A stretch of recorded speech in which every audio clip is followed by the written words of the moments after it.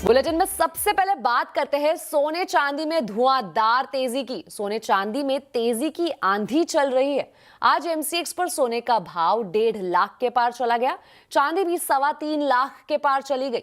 सोने चांदी में क्यों है तूफानी तेजी, बता रही है मेरी सहयोगी मनीषा गुप्ता। काफ़ी सारे जियोपॉलिटिकल यहाँ पर रीजंस हैं जिसकी वजह से लगातार हम सेफ हेवन बाइंग यहाँ पर सोने चांदी में बनता हुआ देखते रहे हैं।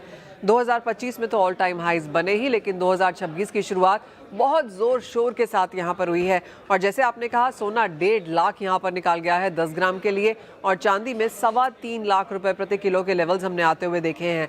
अगर पिछले एक महीने की बात की जाए तो चांदी ने आपको करीबन 50% की बढ़त दिखाई है। एक महीने में चांदी 2 लाख से 3.25 लाख हो गई है। ये इतनी बड़ी जो तेज़ी हमने यहाँ पर चांदी में स्पेशली आते हुए देखी है।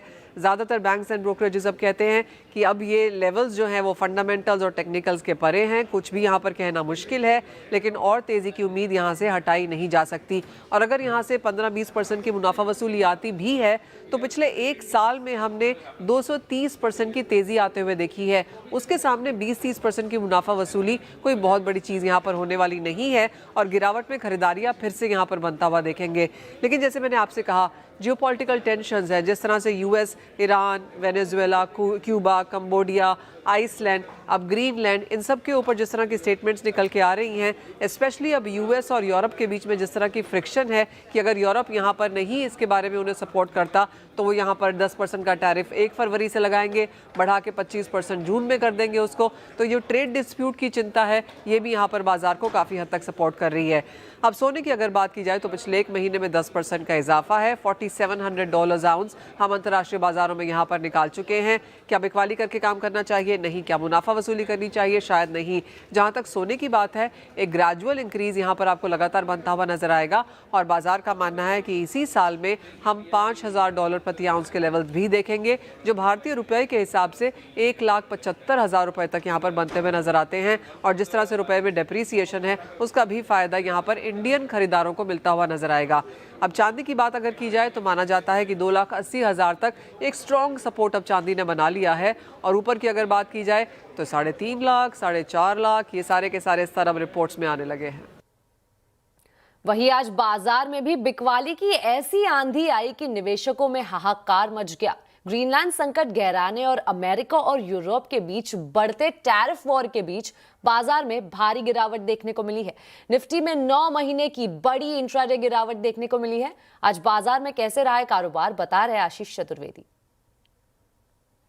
देखिए, आज तो मार्केट्स में बड़ी गिरावट देखने को मिली। स्मॉल कैप और मिड कैप में देखें तो पूरी तरीके से हाहाकार मच गया। जब मिड कैप इंडेक्स को देखें तो दिन के दौरान 2% से ज़्यादा की गिरावट यहाँ पर नजर आई। स्मॉल कैप में भी काफ़ी पेन देखने को मिला। अब इसके पीछे काफ़ी सारे कारण हैं। सबसे पहले आप देखें तो जो ग्लोबल अनसर्टिनिटी है, इसका एक इम्पैक्ट है।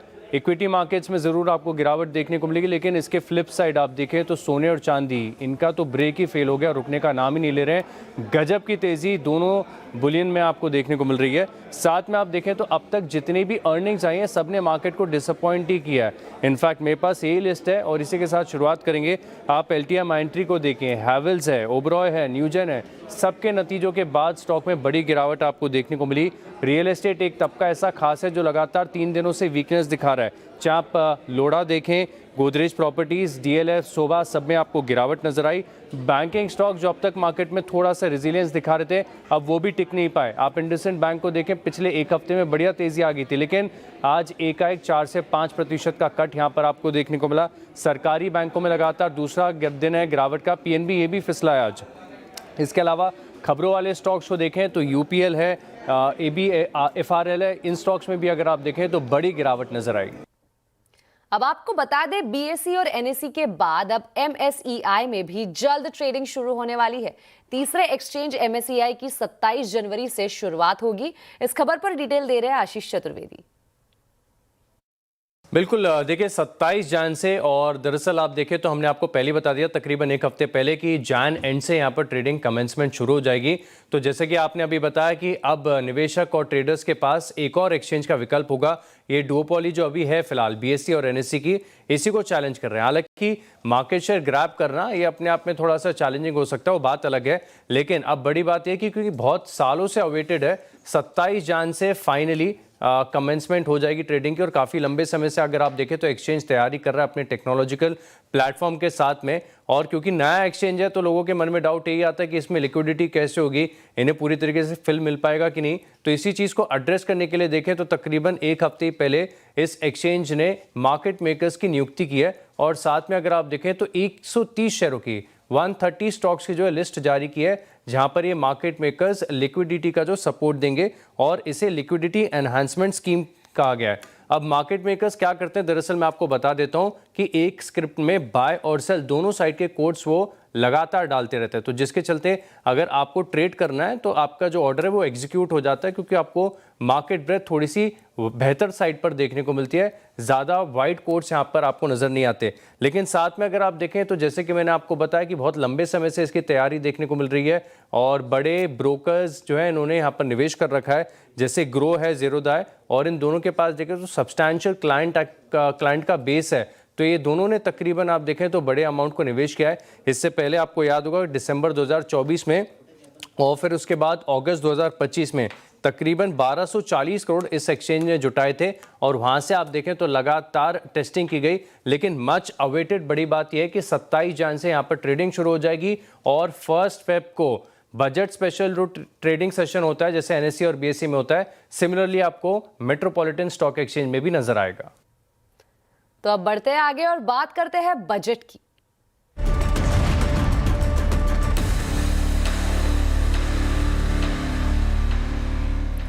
एक्सपोर्ट को बढ़ावा देने और पुराने विवादों को खत्म करने के लिए बजट में जीएसटी से जुड़े कानून में बदलावों को मंजूरी दी जा सकती है।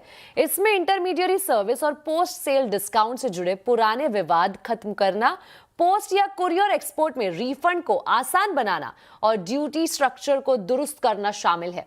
ज्यादा डिटेल्स के लिए हमारे साथ जुड़े संवाददाता आलोक प्रियदर्शी। आलोक, बताइए एक्सपोर्ट को बढ़ावा देने के लिए बजट में क्या हो सकता है? जी बिल्कुल, देखिए, एक्सपोर्ट को बढ़ावा देने और एक्सपोर्टरों को पुराने विवाद से राहत देने के लिए आगामी बजट में कई सारे अहम कानूनी बदलावों को मंजूरी दी जा सकती है। इसमें आईजीएसटी एक्ट और जीएसटी एक्ट शामिल है। इसमें जो सबसे बड़ा बदलाव है वो है पोस्ट सेल डिस्काउंट को लेकर। अभी तक जो इसमें खासतौर से जो एग्रीमेंट की बाध्यता होती है सप्लाई से पहले, उस बाध्यता को खत्म किया जा सकता है। इससे जो रिटेलर और डिस्ट्रीब्यूटर हैं उनको टैक्स के पेमेंट में काफी मदद मिल सकती है, उनको राहत मिल सकती है। दूसरा जो बड़ा बदलाव है वो होगा इंटरमीडियरी सर्विस को लेकर। इंटरमीडियरी सर्विस में अभी प्लेस ऑफ सप्लाई का काफी बड़ा विवाद चल रहा है, जो कि खासतौर से आईजीएसटी एक्ट में अमेंडमेंट किया जा सकता है। इससे जो करीब 3,300 करोड़ रुपए का पेंडिंग लिटिगेशन है एक्सपोर्टरों का, वो खत्म हो सकता है, और उन्हें एक तरह से जो कंपटीशन में बने रहने के लिए काफी मदद मिलेगी, क्योंकि उनकी कॉस्ट ऑफ जो प्रोडक्शन है वो काफी कम हो जाएगी। तीसरा जो बदलाव है वो है लो वैल्यू एक्सपोर्ट को लेकर। खासतौर से जेम्स और ज्वेलरी सेक्टर्स में इस तरह के एक्सपोर्ट किए जाते हैं, जहां पर पोस्ट और कुरियर के जरिए एक्सपोर्ट किए जाते हैं। लेकिन अभी तक इसमें 1,000 रुपीज की रिफंड की मैक्सिमम रिफंड का जो थ्रेशोल्ड लिमिट है उसको खत्म किया जा सकता है। इससे बड़े अमाउंट के एक्सपोर्ट कुरियर या पोस्ट के जरिए किए जा सकेंगे। इसके अलावा जो इन्वर्टेड ड्यूटी स्ट्रक्चर की कई सारी जो दिक्कतें हैं उसको दूर करने के लिए इस बार बजट में कदम उठाया जा सकता है। तो कुल मिलाकर ये सभी सिफारिशें जीएसटी काउंसिल में समय समय पर की गई हैं, और इसको अमल में लाने के लिए ये सभी बदलावों को, कानूनी बदलावों को फाइनेंस एक्ट के जरिए अमल में लाया जाएगा। आलोक, शुक्रिया इस पूरी जानकारी के लिए। अब आपको बता दें, टाटा मोटर्स कमर्शियल व्हीकल्स ने आज कुल 17 नए ट्रक्स लॉन्च किए हैं। कंपनी ने 7 टन से 55 टन कैटेगरी तक के ट्रक्स पेश किए हैं। इसी मौके पर आने वाले बजट से कंपनी की उम्मीदें और कंपनी के ग्रोथ प्लान पर टाटा मोटर्स सीवी के एमडी और सीईओ गिरीश वाघ से खास बात की है संवाददाता रोहन सिंह ने। क्या सरकार को करना चाहिए कि कमर्शियल व्हीकल सेगमेंट को, ओवरऑल ऑटो इंडस्ट्री को इससे मदद मिल सकती है? कुछ अगर आपकी विश लिस्ट हो तो मैं कमर्शियल व्हीकल इंडस्ट्री के बारे में बोलूंगा, और मैं कहूंगा कि कमर्शियल व्हीकल्स में फ्रेट अवेलेबिलिटी जो रहती है इन बिलियन टन किलोमीटर, इसकी जो ग्रोथ रेट है, अगर हम पीछे स्टडी करेंगे तो बिल्कुल जीडीपी ग्रोथ के नजदीक रहती है, मतलब उसके मिरर करती है। तो जैसे गवर्नमेंट के सारे स्टेप्स जीडीपी ग्रोथ को इम्प्रूव कर रहे हैं, इससे फ्रेट अवेलेबिलिटी बढ़ेगी, कमर्शियल व्हीकल्स को फायदा होगा। तो हम चाहते हैं कि गवर्नमेंट की ये सारी स्टेप्स कंटिन्यू रहे, और मैं ये कहूंगा कि पीएम ई ड्राइव और पीएलआई ये जो स्कीम्स हैं, स्पेशली पीएमई ड्राइव, और कुछ समय के लिए जारी रखें ताकि हम एक हायर सिंगल डिजिट ट्रक्स में भी इलेक्ट्रिक पेनिट्रेशन कर सकें। तो एट दिस जंक्चर यही है। और देखिए, कमर्शियल व्हीकल्स में मैं तो ये बोलना हमेशा चाहूंगा कि इंफ्रास्ट्रक्चर पे पुश चालू रहे, क्योंकि कंस्ट्रक्शन, इंफ्रास्ट्रक्चर, माइनिंग, इससे हमारे टिपर्स को भी अच्छा फायदा मिलता है। आपका अपना ग्रोथ टारगेट क्या है अगले फाइनेंशियल ईयर के लिए? क्या उम्मीद कर सकते हैं हम कितनी? देखिए, अभी टाटा मोटर्स कमर्शियल व्हीकल्स हमारा उद्दिष्ट प्रॉफिटेबल ग्रोथ है, जिसमें हम एक बास्केट ऑफ मैट्रिक्स देखते हैं ताकि फाइनेंशियल्स हो, top line, bottom line, cash हो या फिर मार्केट शेयर हो, ये पूरा हम देखते हैं। और हमारा उद्देश्य यही होगा कि हम ये जो प्रॉफिटेबल ग्रोथ की जर्नी 3 साल पहले चालू की है, इसी को हम कंटिन्यू करें। हम बहुत खुश हैं कि कंट्री, भारत की जीडीपी ग्रोथ ऐसी हो रही है जिसके कारण कमर्शियल व्हीकल्स के लिए भी डिमांड बढ़ रहा है, और we expect that the same thing should continue. Bharat में 12,000 से ज्यादा दवा के छोटे मोटे प्लांट हैं। सालाना 4 लाख करोड़ रुपए टर्नओवर वाले इस कारोबार से 50 लाख से ज्यादा लोगों को रोजगार मिलता है। बजट को लेकर वित्त मंत्री से इस सेक्टर की क्या उम्मीदें हैं, जानने की कोशिश की हमारे संवाददाता केतन जोशी ने।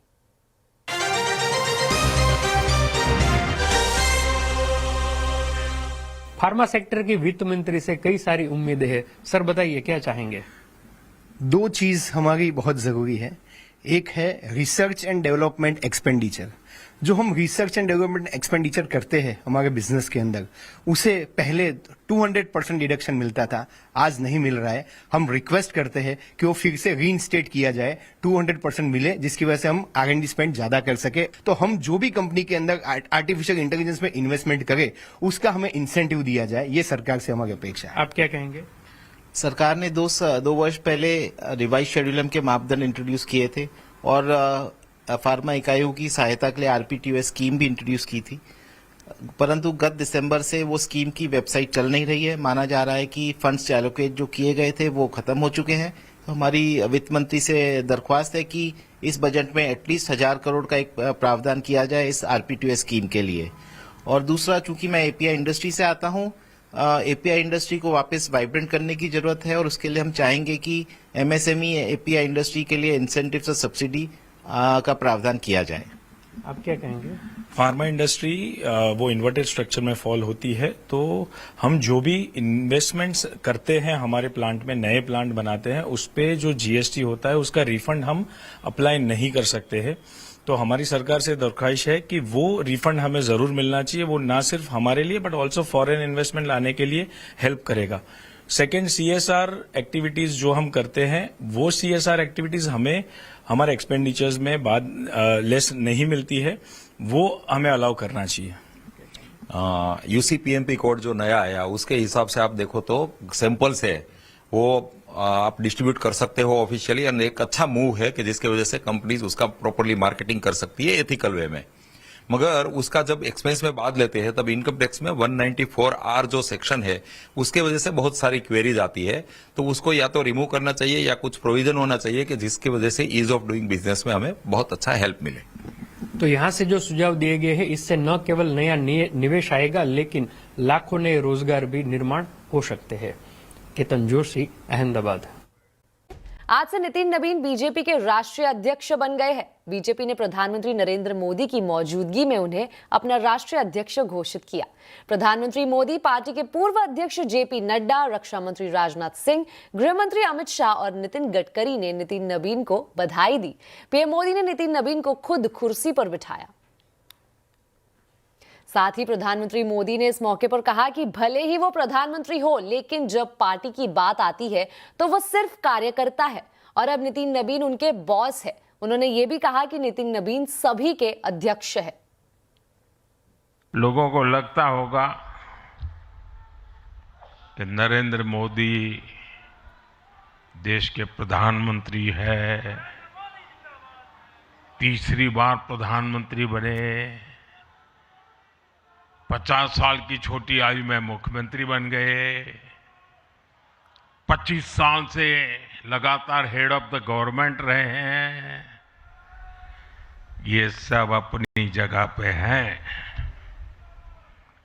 लेकिन इन सबसे भी बड़ी चीज मेरे जीवन में है, मैं भारतीय जनता पार्टी का कार्यकर्ता हूं। ये सबसे बड़ा गर्व है। और जब बात पार्टी के विषयों को आती है, तब माननीय नितिन नवीन जी, मैं एक कार्यकर्ता हूं, वे मेरे बॉस हैं। अब माननीय नितिन नवीन जी हम सभी के अध्यक्ष हैं। वहीं बीजेपी के नए राष्ट्रीय अध्यक्ष चुने जाने के बाद नितिन नवीन ने पीएम मोदी समेत सभी नेताओं को प्रणाम और धन्यवाद किया। इसके अलावा उन्होंने युवाओं को राजनीति में आने की अपील भी की, लेकिन ये नसीहत भी दी कि राजनीति कोई शॉर्टकट नहीं, एक लॉन्ग मैराथन है। राजनीति से दूरी समाधान नहीं, सक्रिय भागीदारी ही समाधान है। आइए एक सकारात्मक राजनीति के लिए युवाओं को आगे आने की आवश्यकता है। लेकिन साथ ही साथ मैं युवा साथियों से कहूँगा, मेरे भाइयों, राजनीति शॉर्टकट नहीं है, राजनीति 100 मीटर का रेस नहीं है, राजनीति लॉन्ग मैराथन है, जहां स्पीड का नहीं स्टेमिना का टेस्ट होगा। तो आइए राजनीति के इस पिच पर हम अपनी जड़ों को मजबूत कर कर काम करें। और भारतीय जनता पार्टी का वॉच टावर तो बहुत स्ट्रांग होता है मित्रों, इसलिए आप अपने बूथ में निरंतर रूप से काम करते रहिए, अपने मंडल में काम करते रहिए। भाजपा का वॉच टावर, भाजपा का केंद्रीय नेतृत्व इतना मजबूती तरीके से हर पारी से नजर रखता है, कहीं ना कहीं आपको भी उस मुकाम तक पहुंचाएगा। और आवाज अड्डा में भी हम आज नितिन नवीन के बीजेपी अध्यक्ष बनने पर चर्चा कर रहे हैं। नवीन बॉस, जरूर जुड़िए शाम 7:57 पर। बढ़ते अगली खबर की ओर। स्कोडा ने अपनी पॉपुलर एसयूवी कुशाक का अपडेटेड वर्जन लॉन्च कर दिया है। नई कुशाक में कॉस्मेटिक बदलाव के साथ कई नए टेक फीचर्स दिए गए हैं। साथ ही इसके गियरबॉक्स में भी बदलाव किया गया है। कंपनी ने इसकी बुकिंग लेनी शुरू कर दी है। कीमत का खुलासा लेकिन मार्च में होगा। कैसी है नई स्कोडा कुशाक, बता रहे संवाददाता कुमार संजय। स्कोडा ने नई कुशाक लॉन्च कर दी है और कंपनी इसमें कई सारे कॉस्मेटिक बदलाव के साथ, कई टेक फीचर्स के साथ और गियर बॉक्स में भी बदलाव किए हैं। लुक स्टाइल में जो पहला बदलाव है वो है सामने का ग्रिल। ये पूरी तरह से नया है और आप देखेंगे ये जो हेडलैम्प है उसका डिजाइन नया है और ये पूरी तरह से एलईडी है। फॉग लैम्प का डिजाइन नया है और साथ में यहाँ पर एक इंटीग्रेटेड जो है डीआरएल का लाइट यहाँ पर दिया गया, जो पहले नहीं हुआ करता था। और जो आपका लोअर बम्पर है उसका भी शेप नया है और ये काफी खूबसूरत है और ये सिल्वर कलर में दिया गया है। और मैं बताऊं, जो इसका डायमेंशन है उसमें कोई बदलाव नहीं किया गया, पहले की तरह ही डायमेंशन रखा गया है। बदलाव क्या गया जो इसका इंजन है उसमें आप नया गियर बॉक्स ऑटोमेटिक इंट्रोड्यूस किया गया है। वो है ऑटोमेटिक 8 स्पीड, जबकि पहले 6 स्पीड ऑटोमेटिक गियर का ऑप्शन मिलता था। इंटीरियर में भी कई सारे बदलाव किए गए। आइए आपको दिखाता हूं। जो इसका इंटीरियर है उसका जो आपका जो डिजिटल टेक फीचर्स हैं, जो आपका सामने का वो अब बड़े साइज का हो गया है 10.24 इंच का। साथ ही जो इसका इंटीरियर है उसमें माइनर कई सारे छोटे छोटे बदलाव किए गए हैं। और अब इसके जो सीट हैं, फ्रंट सीट, दोनों सीट वेंटिलेटेड है। साथ ही 6 तरह से आप इसे एडजस्ट भी कर सकते हैं। और मैं बताऊं, रियर में एक नया फीचर्स ऐड ऑन किया गया है, वो है आपका मसाज सीट। ये आप देख रहे हैं जो रियर सीट है इसमें मसाज फंक्शन दिया गया है और ये जो फंक्शन है इस सेगमेंट के किसी भी कार में नहीं है। ये पहली बार इंट्रोड्यूस किया गया है स्कोडा की तरफ से। साथ ही मैं बताऊं, जो इसका रियर का लुक है वो भी अब नए शेप में है, नए डिजाइन में है। मैं आपको बताता हूं, ये जो टेल लैंप है ये अब सिक्वेंशियल लाइट के साथ दिया गया और ये कनेक्टेड है, दोनों लेफ्ट राइट कनेक्टेड दिया गया और यहाँ पर स्कोडा का ब्रांडिंग किया गया है। जो लोअर बम्पर है उसमें भी डिजाइन किया गया और सिल्वर प्लेट दिया गया है। और मैं बताऊं, अंदर का जो बूट स्पेस है काफी अच्छा खासा है।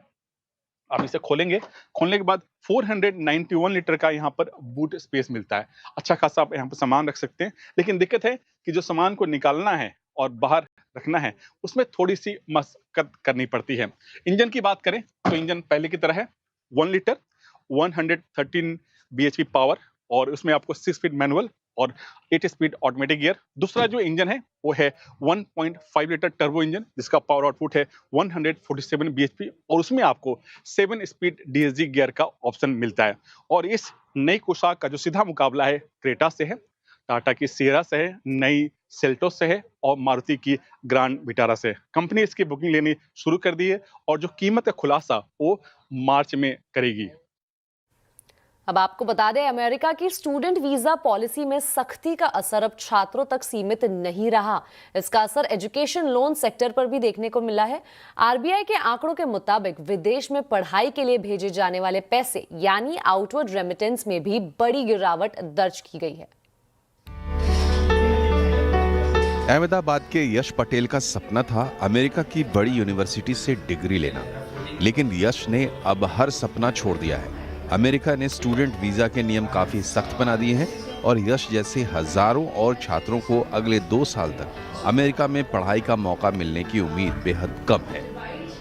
मैंने पहले अमेरिका के लिए अप्लाई किया था बट वहाँ पे मेरा रिजेक्शन आया और अभी मैं आईएलटीएस शुरू कर रहा हूँ और मैंने मेरी आईएलटीएस प्रिपरेशन अभी चालू ही है और मैं अगले महीने की 7 तारीख को मैं एग्जाम दे दूंगा और उसके बाद मेरे जब स्कोर आ जाएगा तभी मैं दूसरी कंट्री में लाइक कनाडा है, ऑस्ट्रेलिया है, न्यूजीलैंड या यूरोप कोई भी कंट्री में मैं अप्लाई कर सकता हूँ और उसके बाद मुझे अदर कंट्रीज के वीजा मिल जाएंगे। वीजा पर सख्ती का असर पढ़ाई के लिए भेजे जाने वाले पैसों पर साफ दिख रहा है। अगस्त में शुरू होने वाले फॉल एडमिशन सीजन के दौरान विदेश में पढ़ाई के लिए आउटवर्ड रेमिटेंस 23% घटकर $416 मिलियन से $319 मिलियन पर आ गए हैं, जबकि जनवरी से शुरू स्प्रिंग एडमिशन सीजन में आउटवर्ड रेमिटेंस 18% गिरकर $449 मिलियन से $368 मिलियन पर आ गया है। इसमें छात्रों की ट्यूशन फीस के साथ साथ रहने खाने पीने जैसे खर्च भी शामिल हैं। एजुकेशन लोन कंपनियों और एनबीएफसीज का कहना है कि 2025 में फॉरेन एजुकेशन लोन में 30 से 50% तक गिरावट आई है। पिछले साल के कंपैरिजन में बस यूएस की वॉल्यूम्स की बात करें तो यूएस की वॉल्यूम्स कुछ 60% डाउन है हमारी, और हम देश में काफ़ी कंसल्टेंट्स के साथ काम करते हैं। कुछ कंसल्टेंट्स का बिजनेस 70-80% तक डाउन है। तो जहाँ तक अगर बस यूएस मार्केट की बात की जाए तो ये जो फैक्ट है कि बहुत लोग या तो अपना प्लान 1 साल के लिए आगे बढ़ा रहे हैं या कुछ लोग बाकी ज्योग्राफीज़ देख रहे हैं या कुछ लोग सपने ही छोड़ रहे हैं, वो वास्तविकता है। हालांकि अब छात्र अमेरिका की जगह यूके, फ्रांस, जर्मनी और पूर्वी यूरोप जैसे देशों का रुख कर रहे हैं, लेकिन इंडस्ट्री जानकारों का कहना है कि अमेरिकी यूनिवर्सिटीज में आने वाला वॉल्यूम सबसे बड़ा होता था, जिसकी भरपाई दूसरे देशों से करना आसान नहीं। अगले 1 से 2 साल तक एजुकेशन लोन की नई डिसबर्समेंट सुस्त रहने की पूरी संभावना है। दिल्ली से रोहन सिंह के साथ केतन जोशी, अहमदाबाद। इसी के साथ आवाज समाचार में अभी के लिए इतना ही, लेकिन आप देखते रहे CNBC आवाज और अपडेटेड रहे खबरों पर हमारे सोशल मीडिया हैंडल्स के जरिए। नमस्कार।